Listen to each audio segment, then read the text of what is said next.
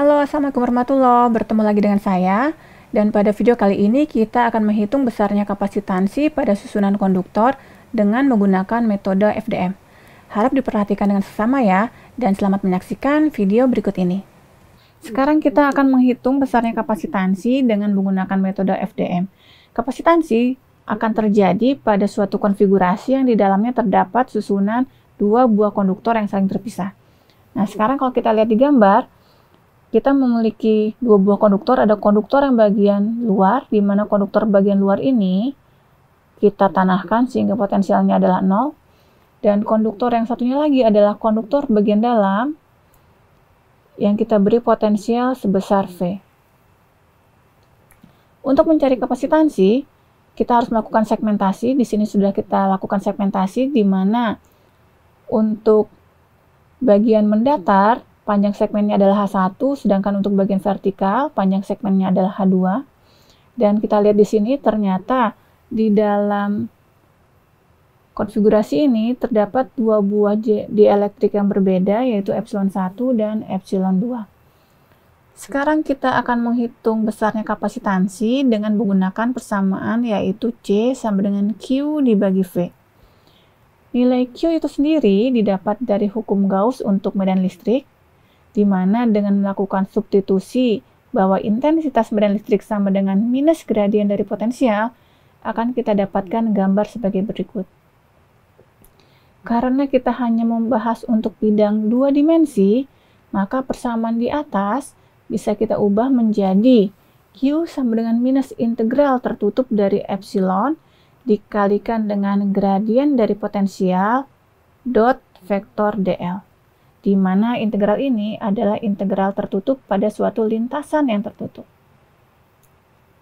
Dari sini akan kita dapatkan bahwa Q sama dengan minus integral tertutup dari epsilon dikalikan dengan turunan potensial terhadap suatu lintasan yang normal terhadap lintasan tertutup dl. Nah, sekarang sama seperti yang kita lakukan pada saat kita membahas mengenai besarnya distribusi potensial pada perbatasan dua dielektrik, persamaan integral ini akan kita ubah susunannya sehingga akan kita dapatkan bahwa integral tertutup dari turunan potensial terhadap n dikalikan epsilon dl sama dengan minus q, di mana artinya kita harus membuat suatu lintasan tertutup. Lintasan tertutup saya gambarkan seperti ini, dan asumsikan kita telah memiliki semua besarnya potensial di setiap titik. Jadi, langkah pertama yang harus kita lakukan adalah mencari harga potensial di setiap titik. Setelah itu kita buat lintasan tertutupnya, dan kemudian kita hitung besarnya muatan.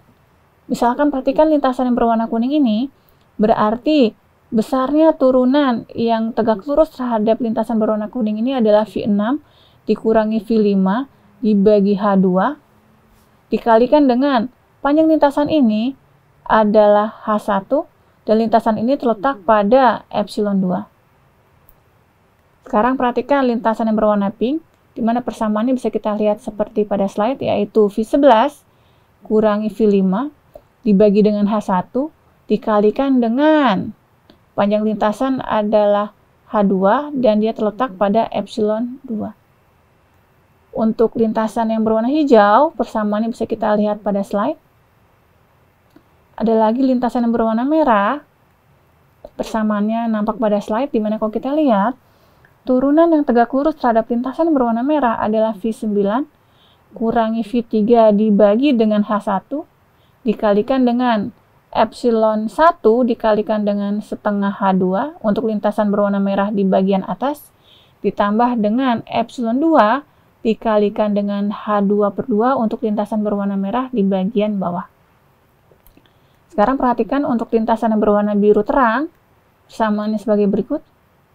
Sedangkan untuk lintasan yang berwarna coklat muda atau krem, persamaannya adalah sebagai berikut. Dengan menerapkan persamaan ini untuk sekeliling lintasan, maka kita akan mendapatkan jumlah muatan yang dilingkupi oleh lintasan ini.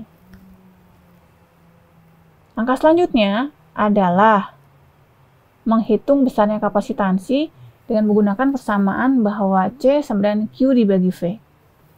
Berdasarkan video tadi, kita telah melihat langkah-langkah yang dilakukan untuk menghitung besarnya kapasitansi dengan menggunakan metode FDM. Dan pembahasan mengenai FDM ini selesai pada video ini, dan untuk materi selanjutnya, kita akan mempelajari metode numerik berikutnya yaitu MOM. Saya harap kalian penasaran dengan materi di video berikutnya.